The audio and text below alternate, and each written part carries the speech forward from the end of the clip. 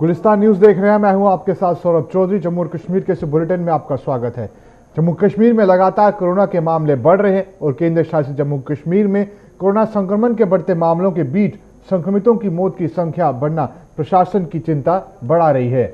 आज दक्षिण कश्मीर के उरहल क्षेत्र की 55 वर्षीय महिला की मौत के साथ प्रदेश में संक्रमण के कारण मरने वालों की संख्या 21 पहुंच गई है। इनमें 19 मरीज कश्मीर संभाग जबकि 2 मरीज जम्मू संभाग से है। वहीं आज जिस महिला की मौत हुई, यह महिला स्किम्स अस्पताल सौरा में थी। वहीं आज कश्मीर संभाग से 53 जबकि जम्मू में रामबन से 13, एक अरनिया, एक जगती, कठुआ के बिलावर तहसील से एक और मेंढर से एक मामला सामने आया है। पूर्व डिप्टी सीएम कविंदर गुप्ता ने आज जम्मू रेलवे स्टेशन के बाहर एक होटल में बनाए गए पेड क्वारंटाइन सेंटर का दौरा किया। इस दौरान उन्होंने वहां रखे गए लोगों को पेश आ रही समस्याओं की जानकारी ली। उन्होंने प्रशासन से सैंपलिंग की रिपोर्ट तयशुदा अवधि में जारी करने की अपील की ताकि क्वारंटाइन किए गए लोगों को परेशानियों का सामना न करना पड़े।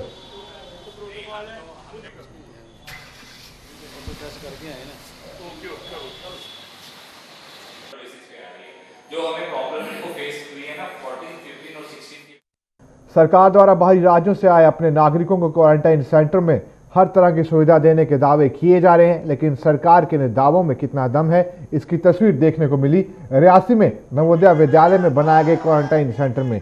यहां क्वारंटाइन किए गए लोगों को खाने के लिए प्रदर्शन करने को मजबूर होना पड़ा। इन लोगों ने प्रशासन पर उन्हें बासी खाना देने का आरोप भी लगाया।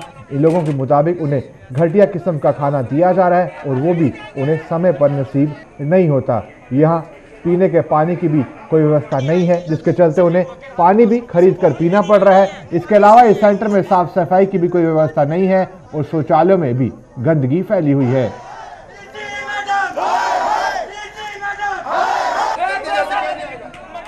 वहीं बात करें अगर अखनूर की, तो वहां भी प्रशासन द्वारा क्वारंटाइन किए गए लोगों ने भी निजाम की पोल खोल दी। इन लोगों की भी करीब 1 हफ्ता पहले सैंपलिंग की गई थी और आज तक रिपोर्ट नहीं आ पाई है। इन लोगों को भी अखनूर अस्पताल में फिर से सैंपलिंग के लिए लाया गया, जिससे इनमें बेहद रोष देखा गया। इन लोगों का कहना है कि अगर उनमें से कोई कोरोना संक्रमित हो तो इसके गंभीर परिणाम हम सबको भुगतने पड़ सकते हैं।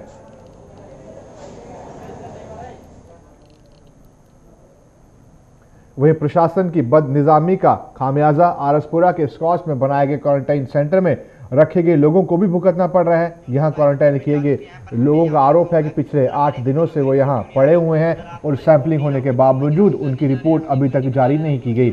इन लोगों के मुताबिक उन्हें जानवरों की माफिक यहां रखा हुआ है और कोई भी उनकी यहां पर सुध नहीं ले रहा। ये इन बच्चों ने कहा जो लगभग दूसरे बैच में यहां पर आए हैं। जो पहले बैच में यहां पर लोग गए थे वो घर चले गए हैं और इन बच्चों ने कहीं ना कहीं प्रशासन पर सवालिया चिन्ह खड़े कर दिए हैं।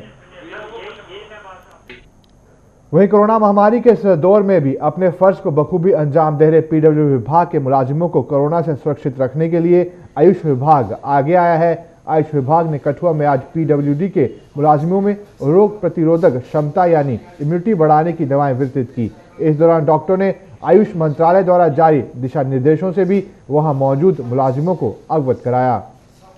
मेरी तरफ से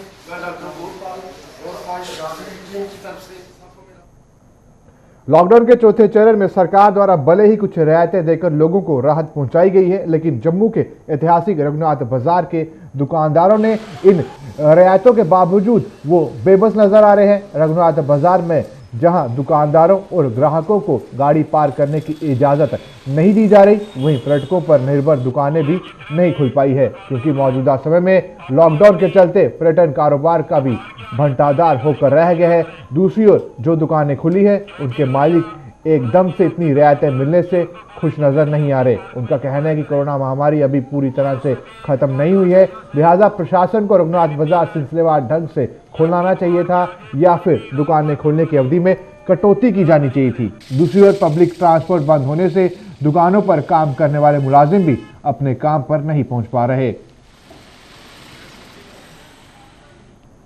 सरकार ने लॉकडाउन के चौथे चरण में रियायत देते हुए दुकानें खोलने की अनुमति दी थी, जिसका पुंछ में दुरुपयोग किया जा रहा है। पुंछ के बाजारों को देखकर ऐसा लग रहा है जैसे यहां लॉकडाउन खत्म हो गया हो। बाजारों में लोग लॉकडाउन के नियमों की धज्जियां उड़ाते हुए नजर आ रहे हैं। सड़कों और दुकानों में लोग सोशल डिस्टेंसिंग का कोई भी ध्यान नहीं रख रहे। हालांकि प्रशासन की ओर से ये चेतावनी दी जा रही है कि लॉकडाउन के नियमों का उल्लंघन करने वालों के खिलाफ कार्रवाई की जाएगी, लेकिन इस चेतावनी के बावजूद भी लोग समझ नहीं रहे, उन पर इस चेतावनी का असर नहीं पड़ रहा।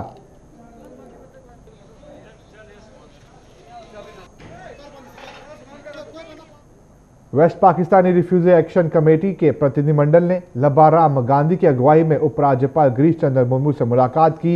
इस दौरान प्रतिनिधिमंडल ने डोमिसाइल कानून बनाने के लिए देश के प्रधानमंत्री नरेंद्र मोदी, गृह मंत्री अमित शाह और उपराज्यपाल का आभार जताया। West Pakistani refugee action committee के नेता लब्बाराम गांधी ने कहा कि इस कानून से वेस्ट पाक रिफ्यूजियों का वो सपना पूरा हुआ है जिसे वो पिछले 72 वर्षों से देख रहे थे।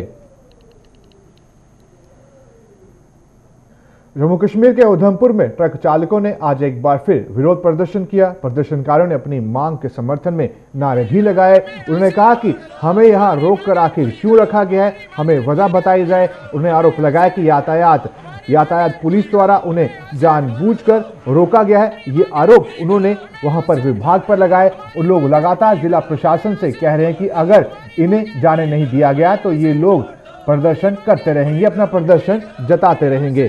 और इन लोगों का कहना है कि ये भूखे प्यासे पिछले 4 दिनों से यहाँ पर खड़े हुए हैं, लेकिन कोई भी इनकी सुध लेने वाला यहाँ पर नहीं पहुंच रहा।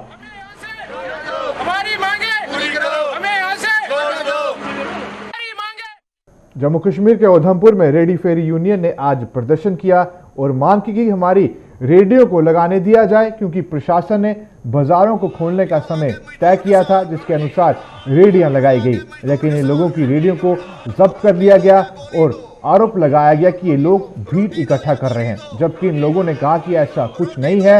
वह पिछले 2 महीनों से लॉकडाउन के चलते भूखे प्यासे घर पर तड़प रहे थे, उनके पास खाना तक खत्म हो गया था और नौबत ये आ गई थी कि उन्हें मांग कर खाना लेना पड़ रहा था। लेकिन जब फिर से एक बार रेडी फेरी लगाने का मौका मिला तब प्रशासन ने उनकी रेडियां जब्त कर ली। अब वो गुहार लगा रहे हैं कि हमें एक बार फिर से रेडी लगाने का मौका दिया जाए। जम्मू कश्मीर में इस बार ईद की रौनक नहीं दिखाई दे रही। वहीं अगर बात जम्मू कश्मीर के डोडा की करें तो डोडा में कोरोना वायरस संक्रमण के चलते प्रशासन ने पूरी सतर्कता बरती हुई है, लेकिन थोड़ी छूट भी दी गई है और बाजार भी खोले गए हैं। हालांकि बाजारों में कम रौनक नजर आ रही है। वहीं मौलानाओं ने अपील की है कि जब ईद मनाई जाए तो लोग अपने घरों में ही नमाज अदा करें और इबादत करें और कहीं पर भी भीड़ इकट्ठा ना करें। खासकर उन्होंने कहा कि मस्जिदों पर लोग ना जाएं, क्योंकि इस वक्त सोशल डिस्टेंसिंग का पालन करना बेहद जरूरी है। वहीं लॉकडाउन के चलते कानून व्यवस्था बनाए रखने के साथ साथ सीआरपीएफ सामाजिक कार्यों को भी बखूबी निभा रहा है। इसी कड़ी में नगरोटा बाईपास इलाके में सीआरपीएफ की 137 बटालियन द्वारा ईद के उपलक्ष्य पर जरूरतमंद लोगों में राशन वितरित किया गया। सीआरपीएफ की इस मदद के लिए स्थानीय सरपंच मोहम्मद इकबाल ने भी आभार जताया।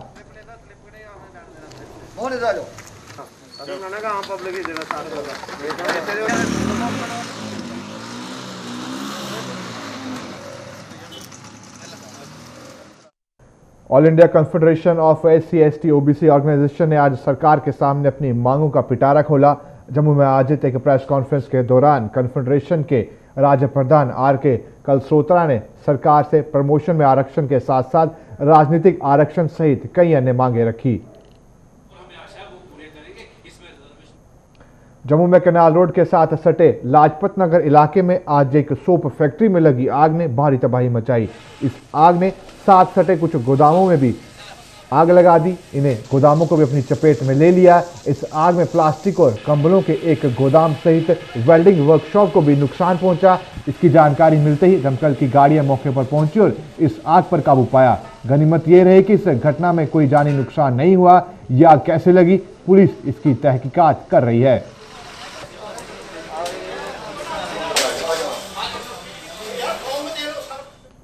वहीं लॉकडाउन के चौथे चरण में सरकार द्वारा दी गई रियायतों में अब कुछ विकास कार्य भी धीरे धीरे इनकी शुरुआत की जा रही है। इस कड़ी में जम्मू के वार्ड नंबर 22 में पार्षद जयदीप ने सड़क पर ब्लैक टॉपिंग के काम का शुभारंभ करवाया। उन्होंने बताया कि यह काम पिछले वर्ष शुरू करवाया गया था, लेकिन सर्दी का मौसम शुरू होने के कारण इसे रोक दिया गया था। अब एक बार फिर से ये काम शुरू करवाया गया है, जो जल्द ही पूरा कर लिया जाएगा।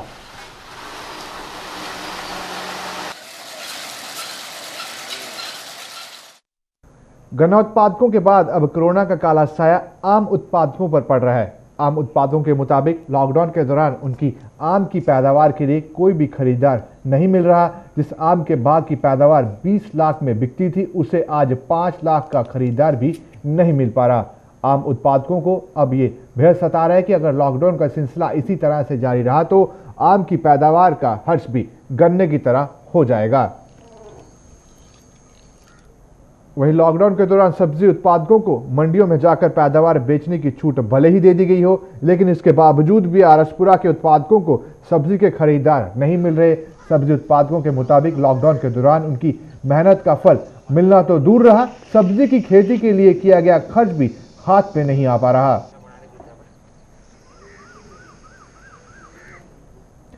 चलिए, खबरों का सिलसिला इसी तरीके से जारी रहेगा। आप बने रहे हमारे साथ, देखते हैं गुलिस्तान न्यूज।